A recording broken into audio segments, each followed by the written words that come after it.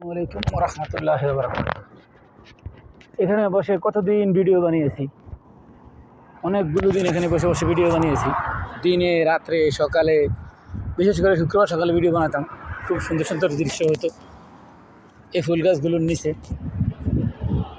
কিন্তু ভাগ্যে এমন এক জিনিস, আপনি ভাগ্যকে মেনে নিতেই হবে।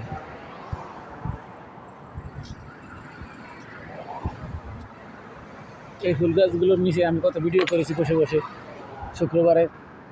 হয়তো আর অল্প কয়েকটা দিন এখানে আসি, এরপরে হয়তো দেশে চলে যাব। মানুষ হচ্ছে পাখির মতো, কোথায় ছিলাম কোথায় চলে যাব। এতগুলো দিন এই মহল্লায় ছিলাম, এই এলাকাটায় ছিলাম, মনে হচ্ছে যেন আরও কয়েকটা বছর থেকে যাই।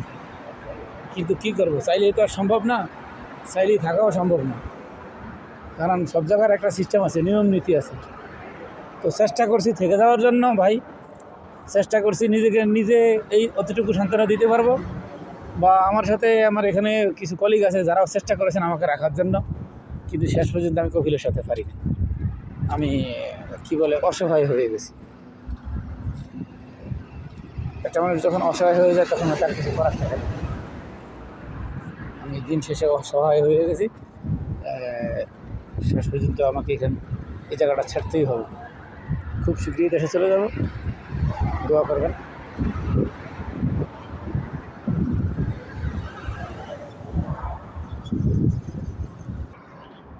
কবে যাচ্ছি আসলে এটাও জানি না। কেন জানি না, কারণ কপিল মাশাআল্লাহ আলহামদুলিল্লাহ এত ভালো যে আমি কবে যাচ্ছি আমি এটাও জানি না। আমাকে দিয়ে সে আগে টিকিট করিয়েছে, পরে সে আমাকে খুরুজ মারবে।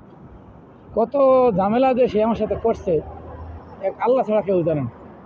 শুধু মাথা ঠান্ডা রাখছি, কারণ এটা তার দেশ। আমি চাইলেই তার মাথা গরম করতে পারি না। তার অন্যায়গুলো মুখ বুঝে চোখ বুঝে সহ্য করেছি। শেষ পর্যন্ত যখন দেখলাম যে না আর সম্ভব না, তখন সিদ্ধান্ত নিয়েছি যে না আর সম্ভব না, চলে যাই। কারণ এত ঝামেলা নেওয়া সম্ভব না। আর কি বলে, একটা মানুষ প্রতিনিয়ত যদি খারাপ ব্যবহার করে বা আপনার কি বলে এসে বলে আনা হয়েছে তার ইচ্ছা, এখন এই কথা করার কোনো কথা চলে না। আচ্ছা, তো ঠিক আছে, সবাই ভালো থাকবেন, দোয়া করবেন।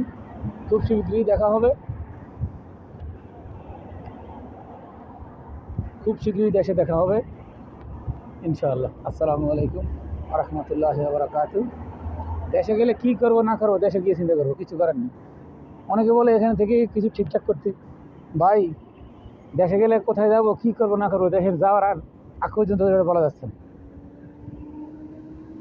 রিজিক যেখানে আছে সেখানেই যাব, চেষ্টা করব। রিজিক যেখানে আছে, যে অবস্থায় আছে, আপনার রিজিকে আপনাকে টেনে নিয়ে যাবে। আপনার রিজিকে চেষ্টা করতে হবে না। রিজিকের মালিক আল্লাহ। হায়াত মৌত রিজিকের মালিক একমাত্র আল্লাহ। তিনিই জানেন আপনাকে কোথায় রাখবেন, আপনি কী করবেন, আপনি কোন দিক থেকে কোন দিক যাবেন।